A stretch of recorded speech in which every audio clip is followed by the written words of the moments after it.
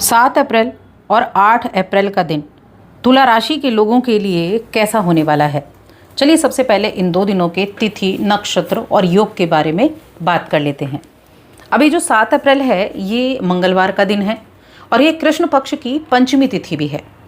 चंद्रमा वृश्चिक राशि ज्येष्ठ नक्षत्र में रहेंगे, जिससे व्यतिपात नाम का योग और रवि नाम का योग बनने वाला है।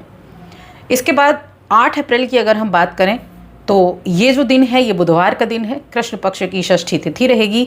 चंद्रमा धनु राशि में सुबह को ही प्रवेश कर जाएंगे और कौन से नक्षत्र में, ये बड़े ही शुभ नक्षत्र में धनु राशि में रहने वाले हैं। इसका नाम है सिद्धार्थी और ज्येष्ठ मूल नक्षत्र। योग बनेंगे वरयान, कुबेर का योग है, ये कुबेर का योग बना है और इस दिन के लिए बहुत लाभदायक भी है। रवि योग भी साथ में बना हुआ है। अब इनका जो प्रभाव है वो किस तरह से आपको प्रभावित करेगा, क्या चीज़ें आपके लिए अच्छी रहेंगी, चलिए जानते हैं। दोनों दिनों की मैं अलग अलग बात करूंगी क्योंकि ये राशिफल चंद्र राशि पर आधारित है और चंद्रमा दोनों दिन अलग अलग राशि में है। 7 अप्रैल की अगर मैं बात करूं तो 7 अप्रैल को चंद्रमा आपके दूसरे घर में है। देखिए दूसरे घर में है और 10th लॉर्ड भी बनते हैं ये आपकी। यहाँ हेल्थ का थोड़ा सा ध्यान रखने की आवश्यकता रहने वाली है, क्योंकि जब आप अपने स्वास्थ्य को फिट करने के बारे में सोचते हैं ना, तो सबसे पहले वहाँ आता है कि आप कितने अनुशासित हैं, कितने नियमित हैं अपनी चीज़ों को लेकर, खाने पीने की चीज़ों को लेकर, थोड़ा एक्सरसाइज योग वगैरह करना। तो यहाँ आपको थोड़ा सा अनुशासन भी रखना है, आपको एक रूटीन फॉलो करना है, तो उसी को आपको करना है, तब आपका स्वास्थ्य अच्छा रहेगा। बाकी चीज़ों में अगर देखा जाए तो तुला राशि के लोगों के लिए कॉन्फिडेंस भी रहेगा आपके अंदर, किसी भी काम को करने के लिए कॉन्फिडेंस रहेगा। अपने जीवन में आप काफ़ी बड़े बदलाव करना चाहते हैं। वैसे तो हर एक व्यक्ति के मन में होती है चीज़ें में बदलाव करना, लेकिन आपको अलग अलग चीज़ें बहुत ज़्यादा पसंद होती हैं। आकर्षक चीज़ें पसंद हैं जो आपको अट्रैक्ट करती हों। अपने जीवन में बहुत कुछ पाना भी आप चाहते हैं, तो ज़िंदगी के नए बदलावों को अपनाने के लिए भी आपको तैयार रहना है। सिर्फ वही बदलाव नहीं जो आप चाहते हैं, वो बदलाव भी जो आपको मिलते हैं, तो उनको लेकर भी आपको एकदम तैयार रहना है। किसी भी काम को करने के लिए तैयार रहना अपने आप को शांति और सुकून प्रदान करने के लिए काफ़ी रहेगा। आप अपने अतीत के कुछ ऐसे पन्ने, कुछ ऐसे चीज़ें जिनको छोड़ देना आपके लिए बेहतर है। जो छूट चुका है उसको छोड़कर आगे बढ़ना ही आपके लिए बेहतर है।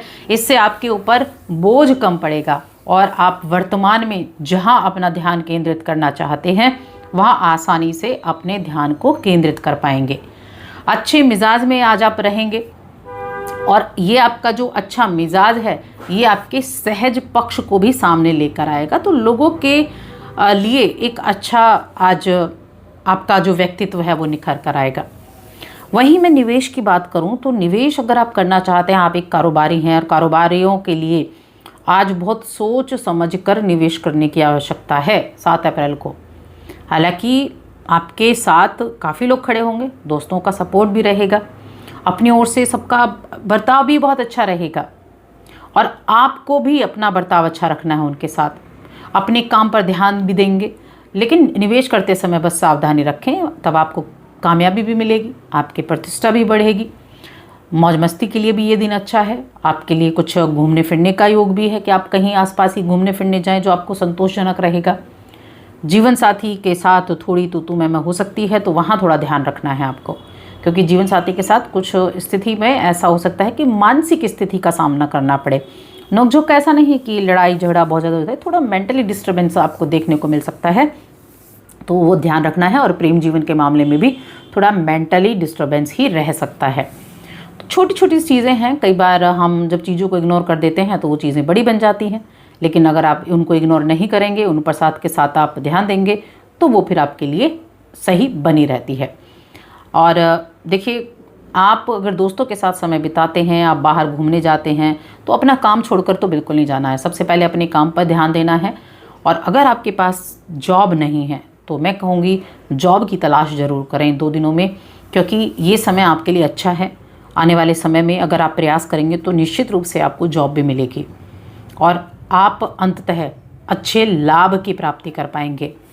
वित्तीय स्थिति ठीक है। आप अपने भविष्य को एक अच्छी योजना के साथ अपने भविष्य को सिक्योर करना चाहते हैं, और जब आप प्रयास कर रहे हैं तो अपने भविष्य को निर्मित भी कर पाएंगे।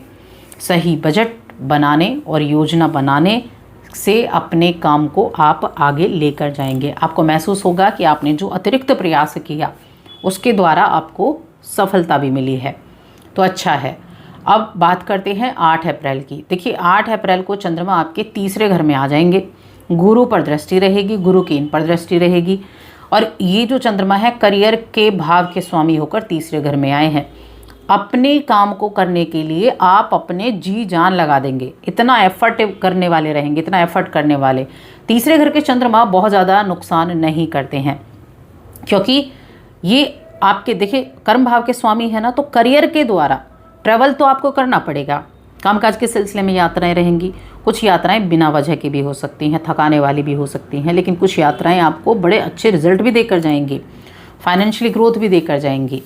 आपके छोटे भाई बहनों के साथ आपकी बॉन्डिंग भी ठीक रहेगी, और यहाँ आप थोड़ा धर्म कर्म की चीज़ों से भी जुड़ेंगे। धर्म से जुड़ी हुई यात्रा कर सकते हैं, या किसी धार्मिक सम्मेलन में जा सकते हैं। अपने पिता के साथ कहीं जाने का, ट्रैवल करने का मौका मिल सकता है, उनके साथ कहीं ना कहीं आप ट्रैवल करेंगे, इस तरह की चीज़ें भी रहेंगी।